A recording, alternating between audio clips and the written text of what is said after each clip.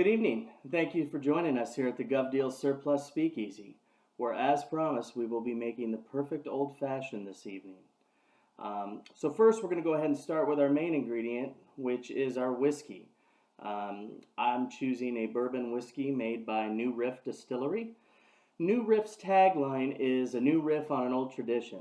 And here at GovDeals, we like to think of ourselves as a new riff on an old tradition as well, the tradition of auctions.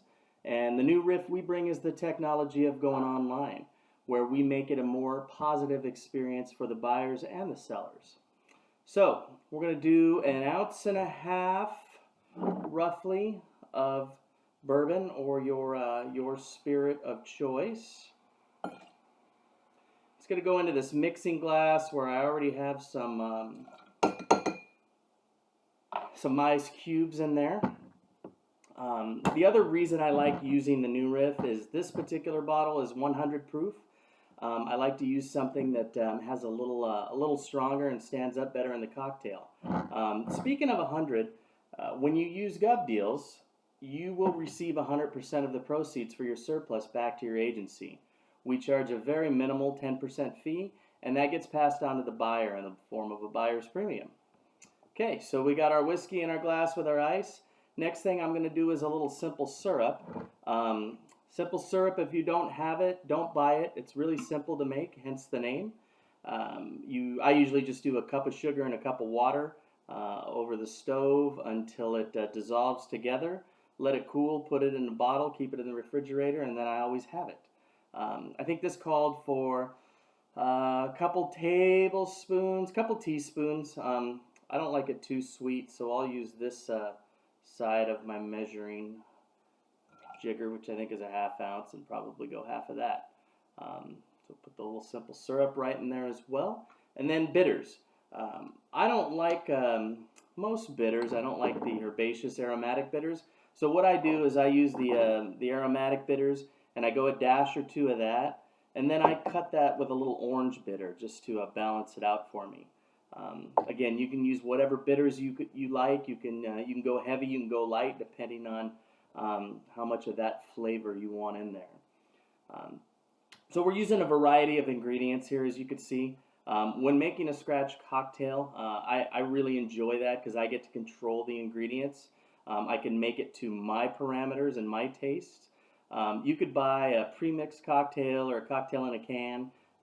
And it's just never going to be as good, in my opinion, as one you can make from home with the same simple ingredients. We'd like to think that GovDeals offers you that same level of control on our auction model. You get to control all the parameters of your auctions. You get to decide when to start and end it, how much to start the bidding at, and you could put a reserve on if you'd like. We're always available, our staff, for guidance and best practices.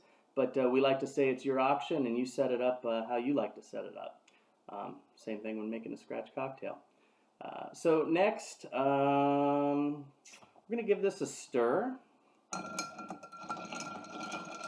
Chill it over that ice. I know I talked about adding a little water, but the melt from the ice in this particular instance will give me what I need there. And then I'm going to go ahead and strain this into a nice rocks glass with a large ice cube. If you have the ability to do one of those, I use this clear ice as it gets wet. You'll see that it's transparent. The transparency does nothing for the taste. It just looks really cool. Speaking of transparency. The GovDeals online auction model is one of the most transparent auction models out there.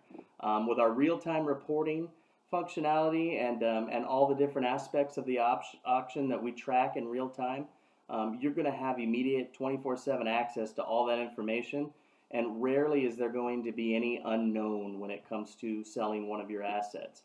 You're going to know every bid, the date and time it was placed, who placed it, every question that was asked. That's all going to be available to you in real time, 24/7. There you go.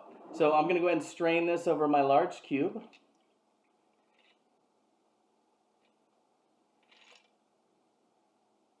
Starting to look like a cocktail, right? Now you can see that ice has gotten a little more clear. Again, I think it just looks cool. It's one of those tricks of the trade. So we're going to garnish this with a maraschino cherry. I say maraschino, we're not talking about those hot pink colored things that you see in the bar in the Shirley Temples. We use Luxardo cherries. This is the original maraschino. I've tried a bunch of the different cocktail cherries. There really is no substitute. Do yourself a favor, get a jar of these if you like cocktails, and just have it on hand. They're expensive, but they last, depending on the number of cocktails you drink. And I'm just going to spoon one of these into the drink. And I like to get a little bit of the juice with it there. Add a little extra sweetness.